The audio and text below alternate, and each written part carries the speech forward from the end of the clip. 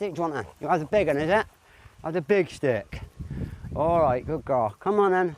There are perhaps few who can look back on the last year and say in the time of a pandemic, their lives have been transformed for the better. But Steve Boyce at 52 is one of them. Beginning of last year, you were in a shelter and then the pandemic hit. What happened? Well, when the pandemic hit, we actually moved from actually being in the shelter. It was a dorm, like a dorm situation. So literally, you were 13 blokes, all snoring, partying, everything, you know. And it's not great, but you've got to deal with it. For 20 years, he drifted, as he put it, in Bristol. His life punctuated by bouts of drug addiction and homelessness, sometimes rough sleeping. But in March last year, as COVID spread, an England-wide initiative called Everyone In saw him fast-tracked from a homeless shelter to his own room in temporary accommodation. And then that progressed to you being offered a council flat. Yes. Where you are now. Yes. And walking in the door that day and having your own place. Best day of my life. Best day of my life. No, that's all I can say.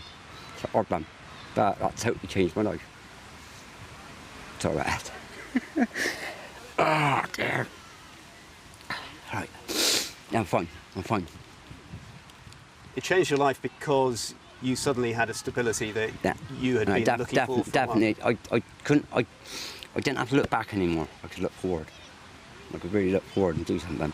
You know, and be something. The extra support he got from various agencies in the last year he cites as pivotal. The Everyone In scheme saw 37,000 people reportedly brought inside during the emergency response and at least 200 lives saved. So we opened 3 hotels as part of the Everyone In scheme. In Bristol, hotel rooms were made available, health workers more involved. The charity which helped Steve Boyce says rough sleeping numbers here have dropped dramatically. In effect, 4 years' progress achieved in 1. For me, there was a particular, or actually a handful of particular people who we've been working with, who'd been sleeping rough for a long period of time, you know, multiple years, who hadn't ever told us what their full name was. And during the Everyone In period, the change in that engagement we could have with people, going out with our outreach workers together with GPs and nurses, explaining the risks of the pandemic, led to someone telling us their name, accepting a space in a hotel, and they're now still in accommodation after this. And we didn't think we were going to see that happen. Now an independent panel on homelessness, in an interim report, is urging the UK government to make Everyone In long-term policy, to commit to the extra estimated £82 million a year to help fund it, to maintain welfare measures like the £20 universal credit boost. The panel's chair is the former head of the civil service. If these recommendations within your interim report aren't taken up, what do you fear happening?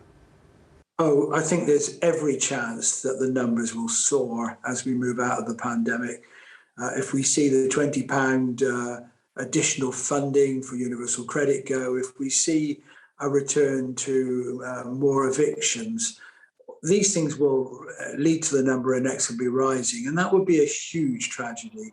The UK government said it was building on the success of the Everyone In scheme, protecting thousands of people with £750 million invested this year.